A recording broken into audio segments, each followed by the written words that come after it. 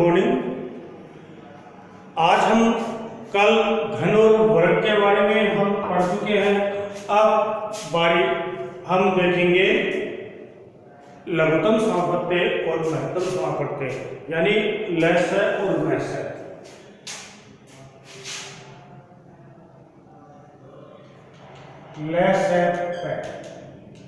लघुत्तम समापत्ति यह हम याद करते हैं।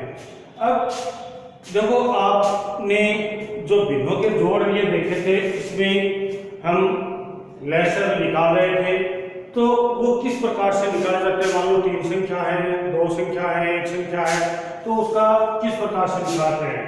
जैसे संख्या है दे दी गई 12 और 15, इसको आप 2 प्रकार से कर सकते हैं। 12 का किया गुणनखंड 2 गुणा 2 गुणा 3, 15 का किया 3 गुणा 5। जो संख्या कॉमन आ रही है वो एक बार ही लिखेंगे। अधिकतम लिख देंगे यहां लस्य 2 गुणा 2 गुणा 3 गुणा 5 बराबर 2 दूनी 4, 4 किए 12, 12 पंजो 60, दोनों का लस्य क्या आया 60। अब इसमें बच्चों एक बात और आप दिमाग में रखिए, आप लोगों को ये लस्य चीज होता क्या है। लस्य पे ये होता है कि जो जितनी भी संख्या दी गई है, 2 है, 3 है, 4 है, 5 है, जितनी भी संख्या दी गई है, उन सब संख्याओं का वो छोटी से छोटी संख्या ज्ञात करनी होती है, जिसमें उन जितनी भी हमने संख्या ली है 2, 3, 4, 5, उन सब का उसमें भाग जाता है, छोटी से छोटी।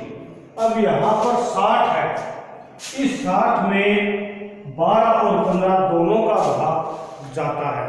इससे कोई छोटी संख्या नहीं है 60 से जिसका दोनों का इनका भाग चला जाए। बड़ी संख्या हो सकती है, जैसे 120 में दोनों का चला जाता है, यानी बड़ी संख्या हो सकती है, लेकिन छोटी से नहीं हो सकती। समझ में आ गई बात। अब इसी चीज को हम अगर आपसे ऐसे नहीं होता है तो इसको गुणनखंड के द्वारा हम कर सकते हैं। गुणनखंड के द्वारा कैसे कर सकते हैं। 12 15, 12 को पहले दोनों, ये जरूरी नहीं है कि दोनों में एक साथ भाग जाए, वही संख्या ले, एक में जाता है तो वो भी ले लेते हैं। यहाँ 6 और ये 15, 15 में नहीं जाता, 2 का 15 का 15 लिख देंगे। फिर 2 का लिया 3 15, फिर 3 का 1 5, फिर 5 का 1 1, संख्या क्या है 2 गुणा 2 गुणा 3 गुणा 5, ये संख्या है। या तो आप इस प्रकार कर लो, इसको गुणनखंड सीधे गुणनखंड कर सकते हो, या इस प्रकार से गुणनखंड करके भी इसको हम हल कर सकते हैं। इसी प्रकार अगर 3 संख्या लेते हैं, हम कितनी संख्या लेते हैं 3 संख्या लेते हैं। 3 संख्या जैसे 9 है, 16 है, 24 है, ये 3 संख्या ले ली। इन 3 का निकालेंगे, वही तरीका है। अगर गुणनखंड से करते हो तो गुणनखंड से कर लेना, और या सीधा इसका गुणनखंड करके कर सकते हो तो सीधे कर लेना। सीधे करते हो तो लौटे होते हैं 3 गुणा 3, 16 के 2 गुणा 2 गुणा 2 गुणा 2, 24 के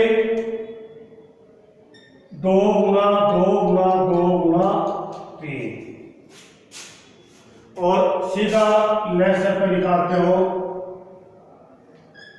लस्य पे निकालते हो तो आ जाता है 2 गुणा 2 गुणा 2 गुणा 2।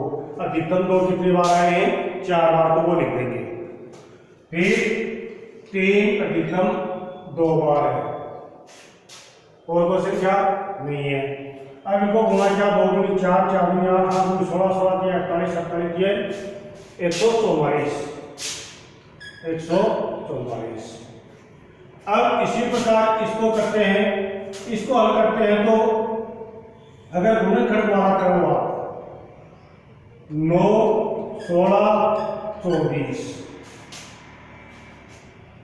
2 का दिया इसमें तो नहीं जा रहा 9, 8 और इसमें 12, फिर 2 का दिया 9, 4, 6, फिर 2 का दिया 9, 2 और 3, फिर 2 का दिया 9, 1, 3, फिर 2 का नहीं जा रहा तो 3 का 3, 1, 1, फिर 3 का 1, 1, 1।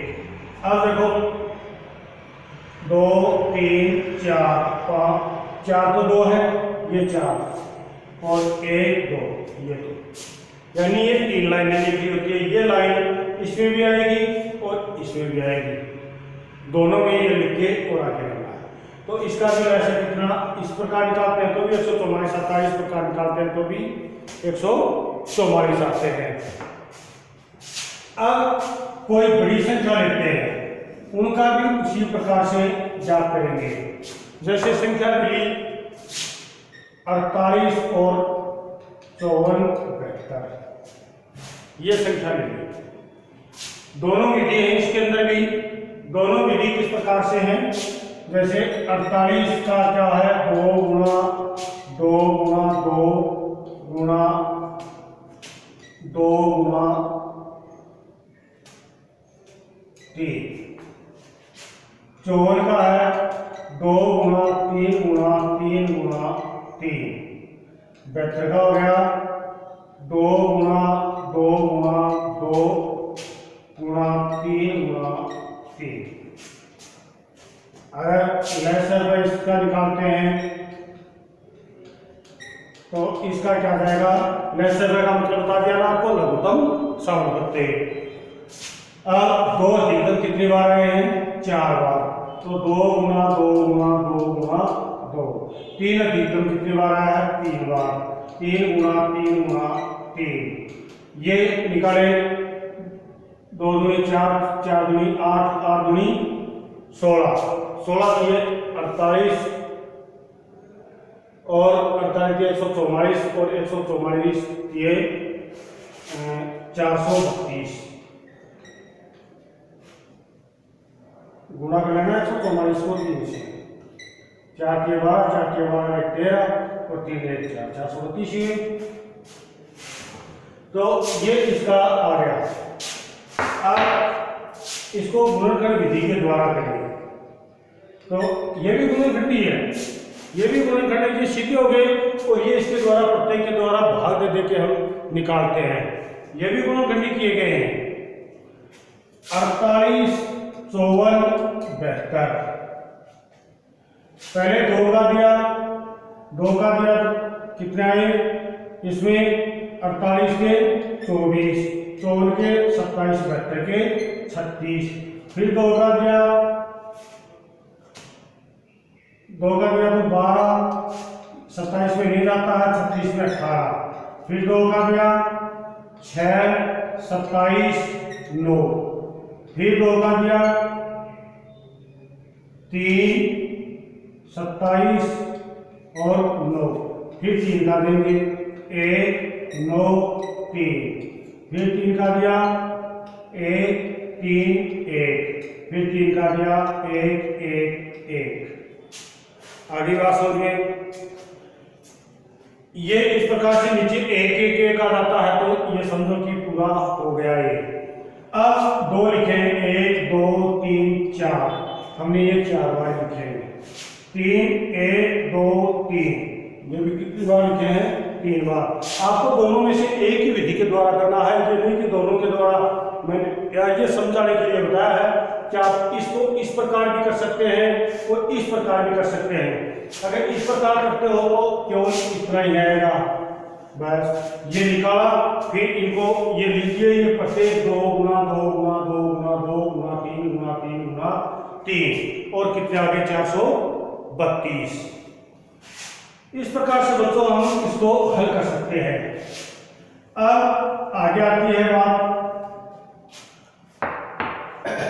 मान लो और भी बड़ी संख्या लेनी है, जैसे हम निकाल रहे हैं 120 और 132 का, 120 और 132 का इसका निकालना है। तो गुणनखंड कर लो सीधा 120, क्योंकि ये थोड़े बड़े हो जाएंगे तो आपको दिक्कत होगी, उसको उस प्रकार से टुकड़े लेकर के और सीधे इस प्रकार ही निकाल लेना। 120 का निकालते हैं 2 60 और ये हो गया 66, फिर 2 का दिया 30 और 33, फिर 2 का दिया 15 और 33, फिर 3 का दिया 5 और 11, फिर 5 का दिया 1 और 11, फिर 11 का दिया 1 1। इसको लिखेंगे 2 गुना 2 गुना 2 गुना 3 गुना 5 गुना 11। इनको सबको क्या कर लेंगे, गुणा कर लेंगे। 2 दूनी 4, 4 दूनी 8, 8 की 24, 24 पंजो 120, 120 को 11 से गुणा कर दिया तो आ गए 1320। समझ में आ गई बात? यह आ गया लेक्चर।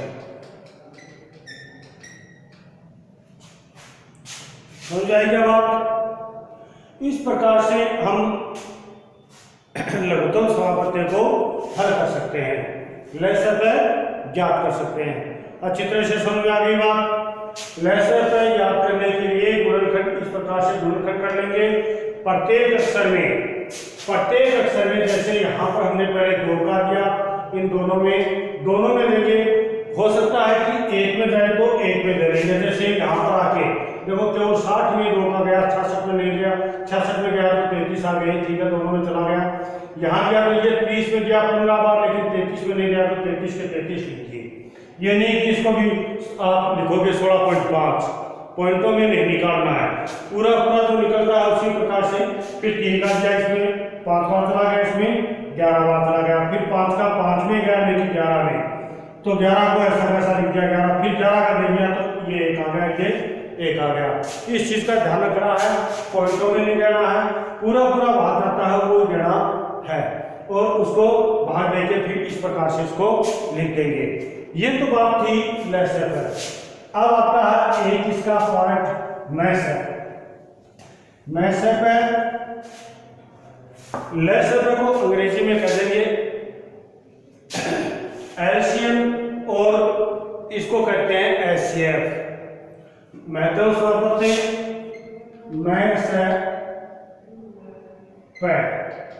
मैसेप ज्ञात करते हैं, यानी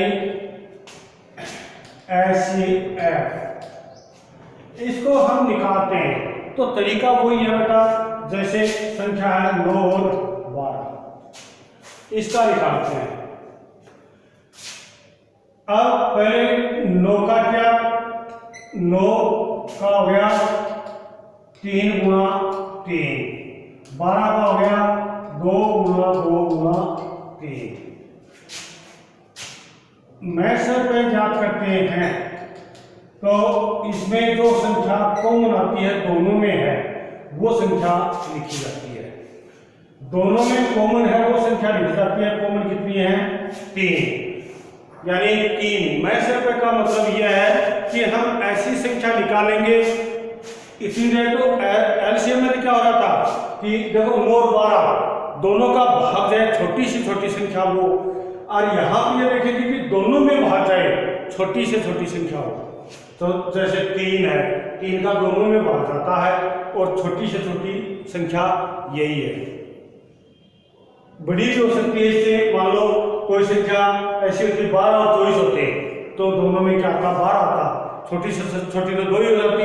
यानी कि यहाँ पर तो छोटी से छोटी संख्या देखेंगे कि लेसर में क्या देख रहे थे हम कि छोटी से छोटी संख्या जो दोनों का भाग चला जाए, और यहाँ पर देखेंगे कि दोनों में भाग चला जाए और बड़ी से बड़ी संख्या हो, यानी 3 ही है यहाँ पर, छोटी और बड़ी दोनों।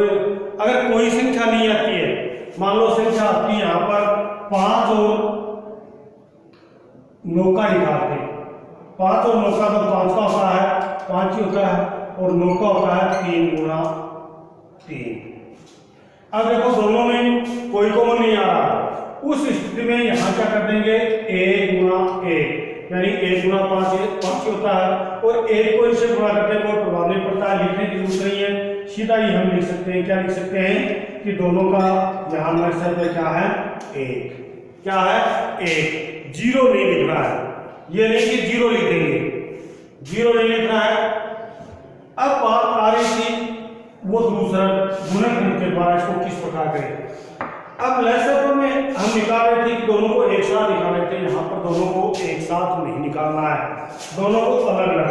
9 का किया पहले 3, फिर 3 का दिया 3 1, यानी इसका आ गया 3 गुना 3, ये लिखेंगे।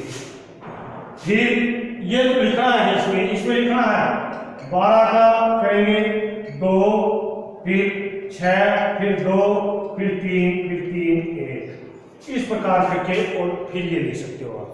अगर आपसे सीधे नहीं लिखे जाते हैं ये 3 गुना 3, तो आप इस प्रकार के पहले कर लो, फिर ये लाइन लिखो, इसका करो, ये लाइन लिखो, फिर दोनों का कॉमन है वो छांट लो।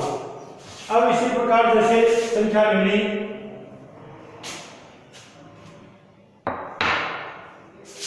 24 और 36, 24 और 36 लेते हैं तो आप पहले 24 का निकाल लो, 2 12, फिर 2 का 6, फिर 2 3, फिर 3 1, ये इसका निकाल लिया। फिर निकाला 36 का, 36 का निकाला तो इसका आ गया 2 18, फिर 2 9, फिर 3 का 3 3 1। अब पहले तो इसको लिखेंगे, हम इसको लिखेंगे 2 गुना 2 गुना 2 गुना 3, इसका है ये 24 का। फिर 36 का कितना था, 2 गुना 2 गुना 3 गुना 3। अब इसका मैथ है पैट निकालते हैं तो देखो कॉमन जो आ रहा है 2 1 2, ये भी आ रहा है 1 3 आ रहा है। ये जो कॉमन आ रहे हैं दोनों में, कॉमन का मतलब दोनों में है, दोनों में वेनिस्ट है। कॉमन का मतलब क्या हुआ कि दोनों में वेनिस्ट हो, वो संख्या लिखेंगे। अब इनको लिख देंगे 2 गुना 2 गुना 3, कॉमन ये थे कि 2 तो 2 थे और 1 3 कॉमन है। इनको वेनिस्ट वाले को यहां पर लिख दिया, ये कितने आ गए, 2 गुनी 4 और 4 के 12, यानी वो बड़ी से बड़ी संख्या है जिसका दोनों में भाग जा रहा है वो 12 है। यानी वो बड़ी से बड़ी संख्या है जिसका दोनों में भाग जा रहा तो वो कितने हैं, 12 है। समझ आ गई बात। ये इस प्रकार से। अब थोड़ी अगर मान लो कि बड़ी संख्या ले लेते हैं, कोई बड़ी संख्या लेते हैं, संख्या ले ली 48 60 और 75, ये संख्या ले ली। प्रत्येक का हल निकालेंगे। 48 का निकाला तो 2 24 2 12 2 6, फिर 2 3 3 1, फिर 60 का निकाला 2 30, फिर 2 का 15, फिर 3 का 5 5 1, फिर निकाला 75 का, पहले 3 का देंगे, 2 का नहीं जा रहा है 25, फिर 5 का 5, फिर 5 का 1, सबको लिख देंगे।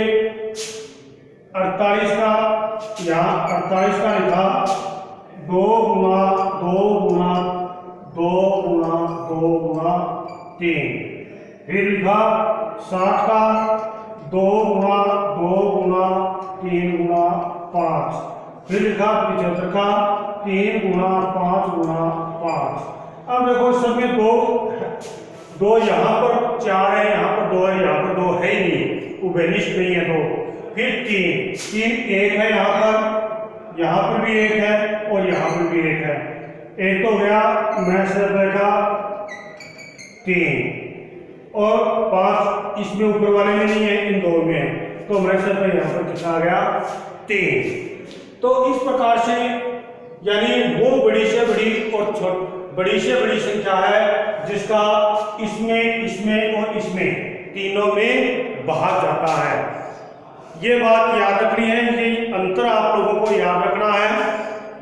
लैसे का मतलब होता है कि वो बड़ी से छोटी संख्या ज्ञात हो जिसमें इनका भाग चला जाए, वो तो होता है लैसे पे। और मैसे पे का मतलब है कि वो बड़ी से बड़ी संख्या जिसका इन तीनों में भाग चला जाए, वो क्या है, मैसे पे है।